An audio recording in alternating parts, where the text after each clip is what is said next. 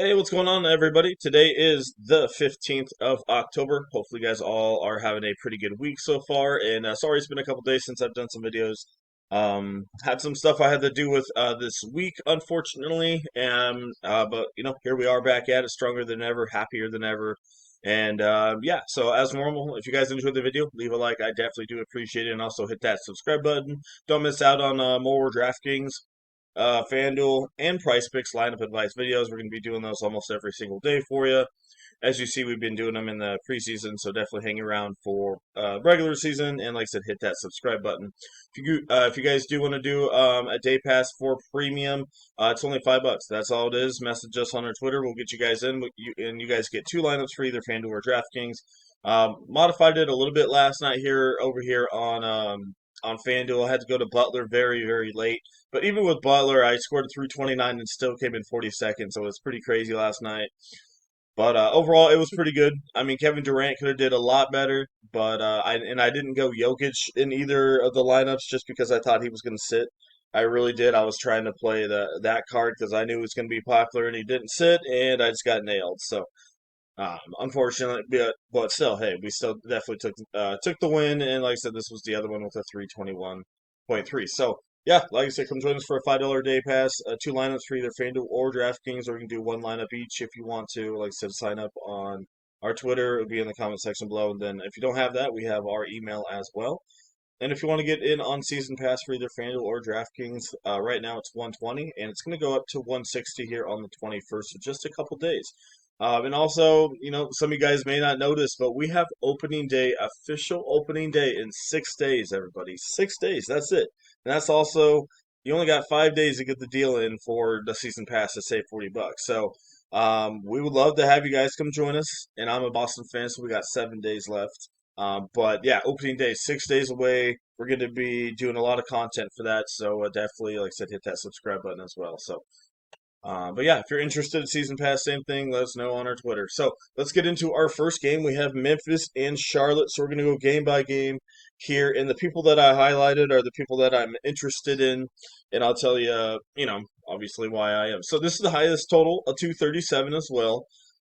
I do like Ty Jerome. The big thing here is Memphis going to play their guys, normal minutes? They have been playing Jalen Wells and some of their younger guys a little bit more minutes. Ty Jerome is more of a veteran, and he knows he's going to play. So, and maybe they're being slightly cautious because Ja Morant's not there, so they don't want to blow out, Ty Jerome. So if we get word he's going to play bigger minutes, I'm going to put him in there. If we don't get any word, then I'll probably take him off my list. But it's one of the higher totals, so that's one I want to get to him. Jalen Wells for sure is another guy you can get to. I don't mind him. He's 5,700 over here on DK, so a pretty good usage rate 23, 24, 19. I expect him to probably play once again 25 to probably 26, 27 minutes, and I really don't mind going that way. So I got two scenarios over here. I got Santa Almeida. He's not bad at 6,700. He's more of a cash game play. And a little bit more on the more expensive side of things. Like I said, the thing that's hurting me here is his usage rate, 15, 13, sorry, 15, 23, and 14. So it's not bad, but it's all over the place. He's relying on other things, and so I don't mind it. But also, Santa Almeida, he has played all three games, and I wouldn't be surprised maybe if they give him a rest or someone a rest, and maybe Gigi Jackson gets in the starting lineup or gets more run. $4,100. He had 20 last time out, and then he had 13. So doesn't seem crazy, but the big thing that really sticks out is the usage rate. 28 and 38% usage rate in 13 to 15 minutes. What does that mean? Well, that means he's shooting the ball. That means he's making, shots and everything. He's creating everything, creating the shots. So he's 4 for 11, 3 for 8. His usage rate was a lot higher. Was more part of the rotation there. So I like it. I just don't know if Santomido's going to sit. If he sits, then heck yeah, go Jackson. And that's mostly it there for Memphis. Moving on to the Charlotte side, I do expect them to play their starters about 25, 30 minutes, a slight dress rehearsal here for Charlotte, as long as nobody's out. The only person that's probably going to be out in this one is Trey Mann again, so we'll have to see what they do with Colin Sexton. Are they going to start him again, or are they going to bring him off the bench and put in Con Knuppel? Instead, I think they're going to do probably Con Apple. Sexton really didn't do that great. 2 for 7. So if he doesn't start, I'll take him off my list. If he starts, if Sexton does start, he's an okay GPP play. If he does not start, I'll pay, like I said, take him off my list. LaMelo Ball is just going to be normal. LaMelo Ball, Brandon Miller. Both those guys played a lot of minutes in the last preseason game or two last year in the 2024 season. So, like I said, we're expecting kind of the same for guys like Miller and guys like LaMelo Ball.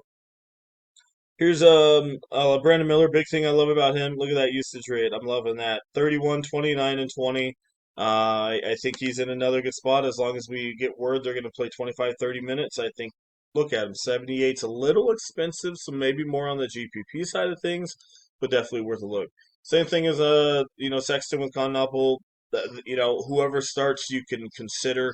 Knuppel's a little bit cheaper, so I probably would lean that way. Over the power forward position, you got Miles Bridges at 74. He does a little bit more than Brandon Miller. Like, he does more of the rebounds and stuff. So he's your better, like, safer cash game play than Miller. But Miller has more upside because he can absolutely pop off with his shots. But also, Bridges got 18 shots last time.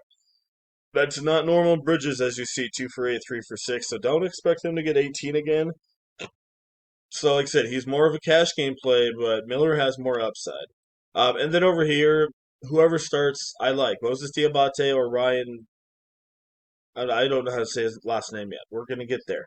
Diabate did not get the start last time out, but he has been starting and he's been doing pretty dang solid at $4,500. So I do like him. Obviously, if Ryan starts, I like Ryan instead. Um, Whoever sits, I do not like. So just the starter in that one, and like I said, they're pretty cheap.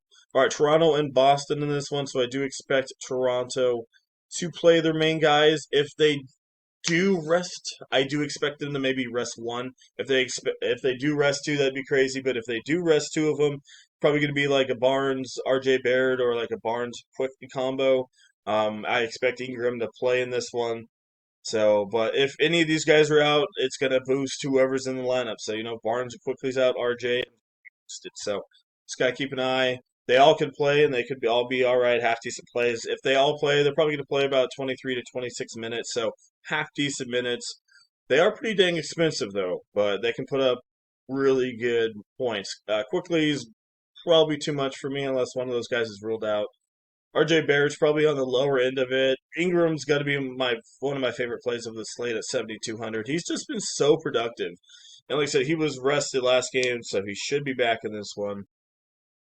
But, in his limited time, 29 and a 27% usage rate, 6 for 12, 7 for 15.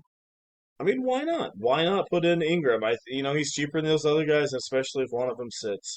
Moving over here to center position. If Jacob Poeltl's out, and that's only if he's out, Sandro could be worth a look if you really need somebody cheap at 35. But there are some other good options for Lakers that we're going to talk about. But Sandro is going to be limited on his minutes. They're not going to push him, even if the other starters play 27, 28. He's going to play 22. They won't push the guy. That's just not who he is. Half decent usage rate. So if he starts, he's an all right option. And like I said, all right option. All right, moving over to the Boston side. A couple scenarios. Once again, they could sit Brown and Derek White here, go Peyton Pritchard Simmons combo. They could just play all of them and go Derek White, Brown, Simmons starting. We'll just have to see. So if Derek White and Brown play, then obviously they're your two main guys. And then Peyton Pritchard coming off the bench. Don't mind him off the bench, but there's so much usage rate. But he's, like I said, anything can happen. He hasn't looked bad. He's 32 and a 20% usage rate, so keep that one in mind for sure. So yeah, White, Pritchard in play. Simons is probably the more of the GPP side of things. Jaylen Brown, cash game plays, 8,300. And then we got Josh as well here at 3,500. If any of those guys are out, like especially Brown, I like Josh. Even off the bench, he's pretty solid.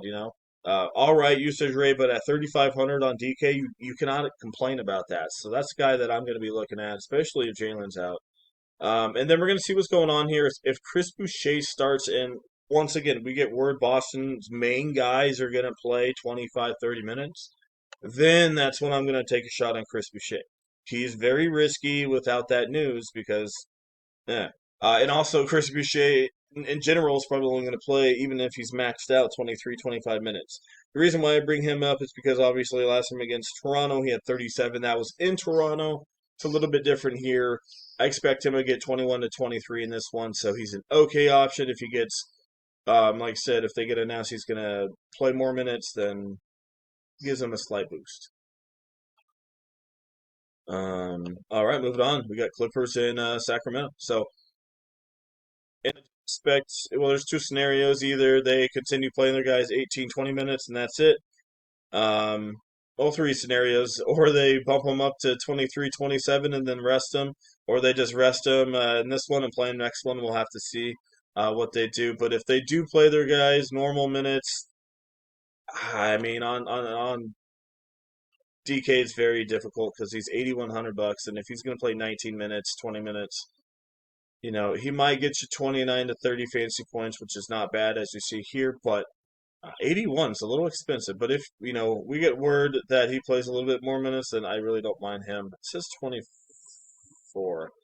I don't remember him playing 24, but if that's correct, then obviously they're in play. So Leonard, um, Harden, and then Avok Zubac as well is in play. He's going to be slightly limited because he's got Brook Lopez, but Zubac's really looking good, and I don't expect his ownership to be high at all. So another guy to look at, but we'll have to keep an eye. Like I said, I'm a little weary about their minutes. All right, Sacramento. If the game, if it stays like it should, this should be a slight game rehearsal, dress rehearsal, I guess. So the main guys are going to be getting the run. So I really don't mind looking at Clifford here, only at $3,700, 19, 20, and a 23% usage rate, 24, 26 minutes. So they're using him off the bench. So a guy you got to look at 37. And then this is where we get a little weird. You got Zach LaVine, you got DeRozan. I just don't like playing those guys. But like I said, if they're going to play 25, 30 minutes like Zach LaVine did last time at 7,100, then yeah, he's in play for sure. But it's just so weird with his minutes. He only had 15 and then 25. So what's going on with you, Zach? But like I said, if he's going to play 25, 30 minutes, he is 100% in play at 7,100. All right, small forward position, same power forward. Don't really have anything, and then obviously Sabonis is more of a cash game play, but he is 8,500. All right, Dallas and the Lakers. We have a 218. It says -7 by the Lakers. I think that's switch. It should be -7 probably for Dallas in this one.